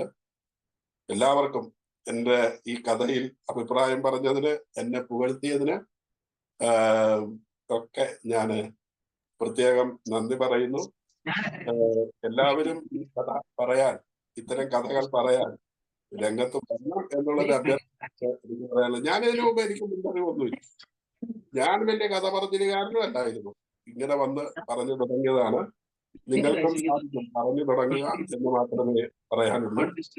എല്ലാവരെയും ദൈവം അനുഗ്രഹിക്കട്ടെ. പ്ലാറ്റ്ഫോമിനോടും സാബു സാറിനോടും ഒരിക്കൽ കൂടി നന്ദി പറഞ്ഞ് അവസാനിക്കും. Thank you sir. ആദ്യത്തെ കഥ 1970 കാലഘട്ടങ്ങളിലാണെങ്കിൽ രണ്ടാമത്തത് 2020 കാലഘട്ടങ്ങളിലാണ്. അതുകൊണ്ടാണ് പ്രത്യേകിച്ച് പറയേണ്ടത്. ഇതൊക്കെ സ്ഥിരമായിട്ട് നടക്കുന്നു എന്ന് വേണം ചിന്തിക്കാൻ. എന്തായാലും വളരെ മനോഹരമായ രണ്ട് കഥകളും. തീർച്ചയായും ജോഷി സാർ പറഞ്ഞ പോലെ എല്ലാവർക്കും കഥകൾ പറയാനും കഥകൾ വൈകാരിക ആ തലത്തിൽ നിന്നുകൊണ്ട് പറയാനും ഒക്കെ ഒരു വലിയൊരു അവസരമാണിത്.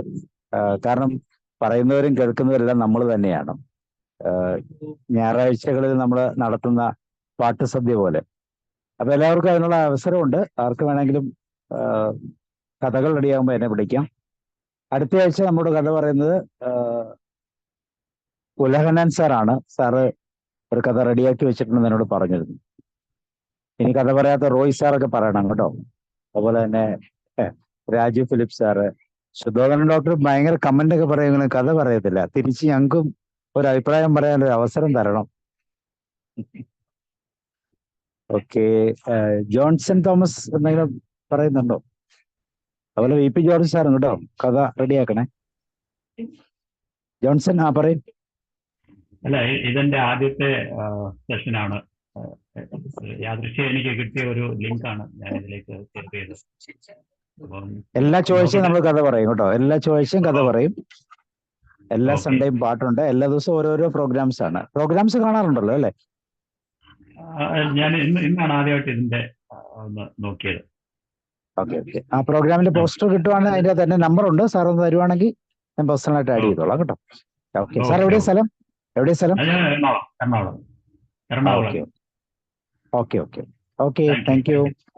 Josh sir thank U. പറഞ്ഞോളൂ സാറിന് എന്തെങ്കിലും പറയാനുണ്ടെങ്കിൽ.